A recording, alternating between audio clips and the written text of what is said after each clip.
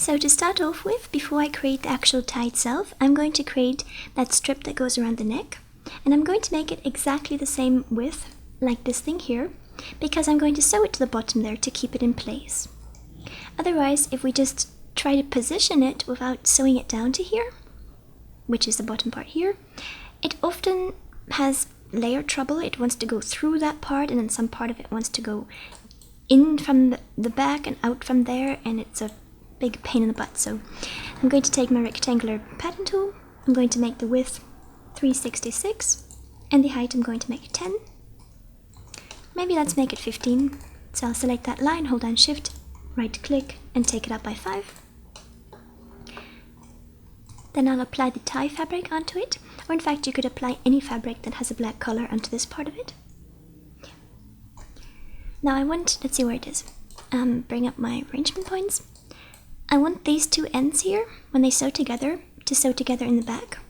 So if we arrange it by here, and then if we just take our segment sew tool and segment sew onto here,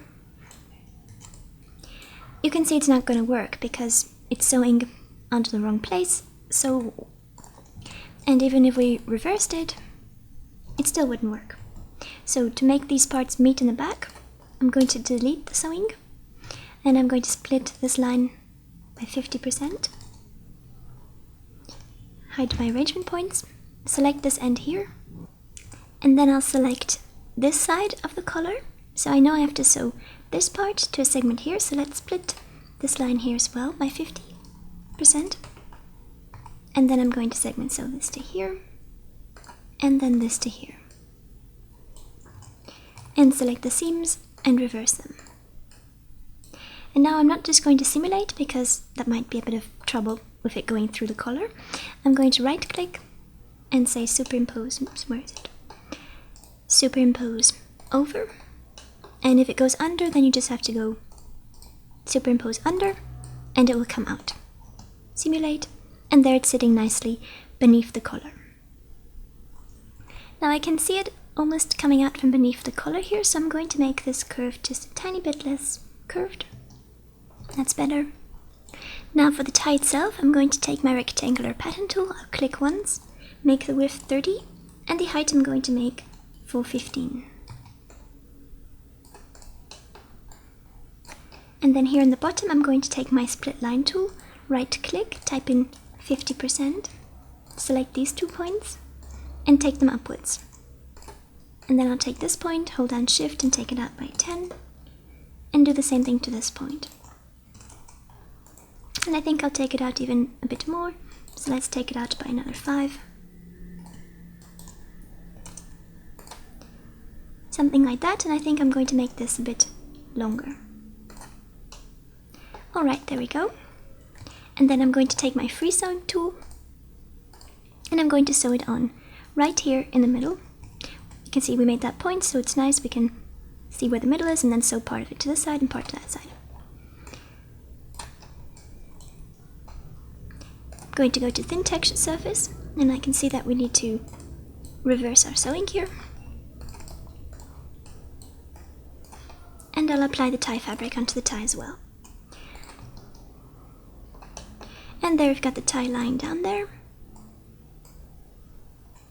And to get it to be exactly centered, we can just grab this blue line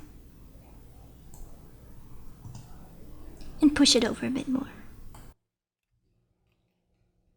And then for the top part here, I'm going to take my rectangular pattern tool, I'll click once, I'll make the width 70, or you could do it 80, depending how wide you want it to be, and the height is going to be 50. Then I'll select this bottom point here, holding down shift, then I'm going to right click and type in 20, something like that. I'll copy and paste it, or you could symmetric paste it. Then I'll select both, put down the particle distance to 10 or 8, 5, apply the tie fabric, and arrange them. So I want one to go behind the tie and one to go in front of the tie.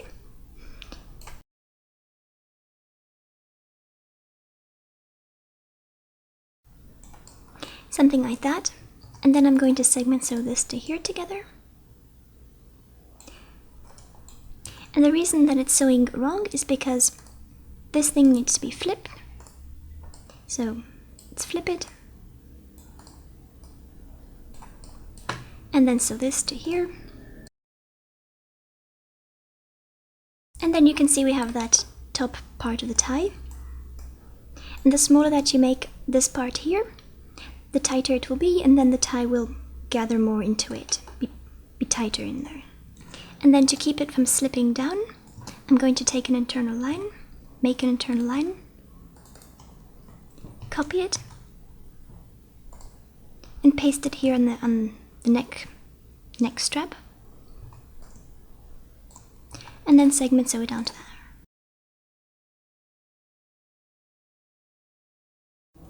Now if we sew the top one, which is on top, onto the neck strap, you can see what happens. It lifts it up into the air and it doesn't look very appealing. So let's copy this internal line onto the back one instead, and delete this sewing. That looks much better. Also, when we sew the bottom one and not the top one, it has more of a natural kind of look. So since we don't need this line, we can delete it here. And there we've got a tie. Another thing, if you want to keep the tie exactly in the middle and not from moving around to the sides, you could always sew a very small part of it onto the shirt.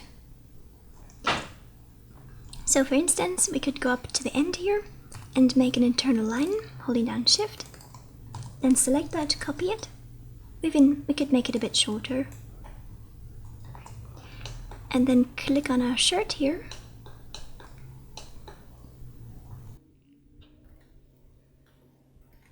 And then segment sew this line onto this line. And that will keep that tie in place and it won't. Alright, so in the next tutorial I'll show you how to make a bow tie and a pleated tuxedo shirt.